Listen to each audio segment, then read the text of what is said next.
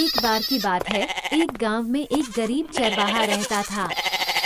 वह हर सुबह अपने जानवरों को चराने के लिए ले जाता था और शाम को लौट आता था। उसकी एक सुंदर बेटी थी जिसका नाम सोनी और एक बेटा था जिसका नाम सोनू था। इस शाम को पार्क में खेलते थे।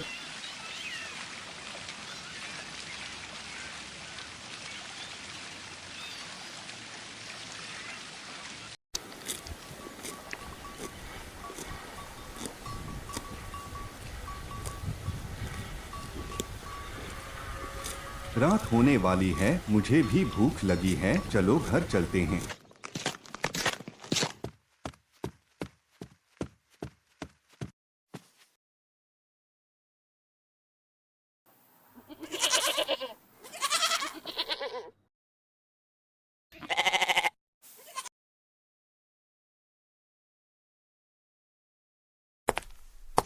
एक दिन वह जानवरों को बांधकर घर गया। उसने देखा कि उसकी पत्नी रो रही थी।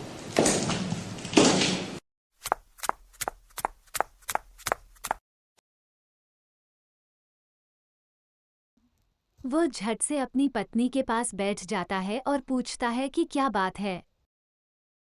उसकी पत्नी रोते हुए कहती है कि उसकी बेटी पार्क से गायब हो गई है। शाम से बहुत खोजा, लेकिन वो कहीं नहीं मिली। चरवाहा चिंता के मारे तुरंत आठ के पास जाती है और कहती है कि तुम बच्चों का ध्यान नहीं रख सकते।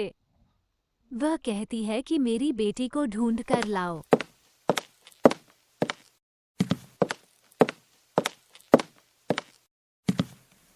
ये सुनकर चरवाहा घर से निकल गया। उसने अपने दोस्त को बताया कि उसकी बेटी सोनी गायब है। उसका दोस्त कहता है कि मैं एक बूढ़े आदमी को जानता हूँ जो तुम्हारी मदद कर सकता है। वह उस बूढ़े आदमी के पास जाता है। बुजुर्ग कहते हैं कि तुम्हारी बेटी गांव के पीछे जंगल में है, लेकिन वह जंगल बहुत खतरनाक है। तुम्हें वहां नहीं जाना चाहिए, लेकिन अपनी बेटी की खातिर उन्हें जाना होगा। यही सोचकर वो घर आ जाता है।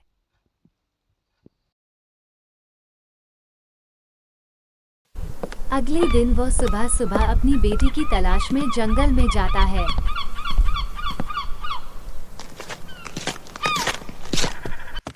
वो दिन भर पूरे जंगल में खोजबीन करता है, लेकिन शाम तक उसकी बेटी का कहीं पता नहीं चलता है।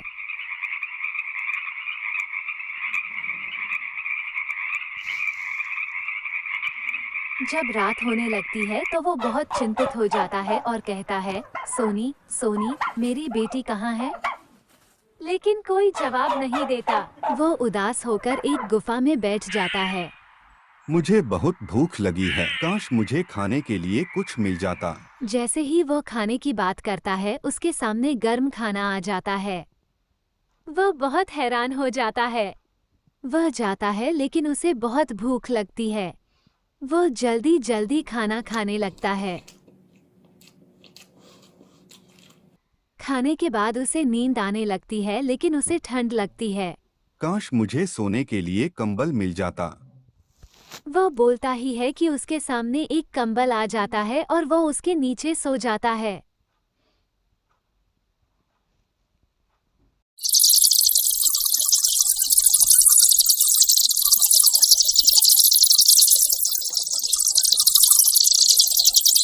सुबह जब वह उठता है तो उसे चिंता होती है कि वह घर जाकर अपनी पत्नी को क्या जवाब देगा।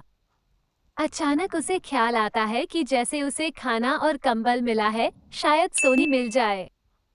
जैसे ही वो सोनी को पुकारता है, उसे फुसफुसाहट की आवाज सुनाई देती है।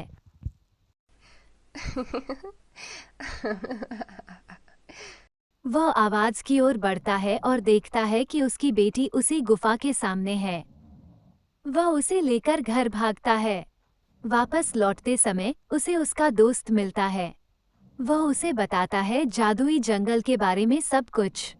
तो उसका दोस्त कहता है कि काश मैं इस जादुई जंगल को अपनी आंखों से देख पाता।